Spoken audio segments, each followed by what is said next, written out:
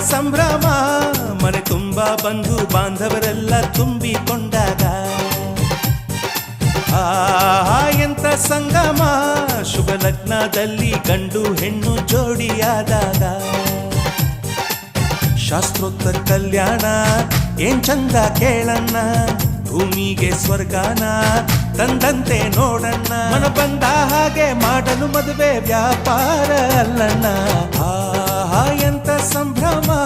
ಮನೆ ತುಂಬ ಬಂಧು ಬಾಂಧವರೆಲ್ಲ ತುಂಬಿಕೊಂಡಾಗ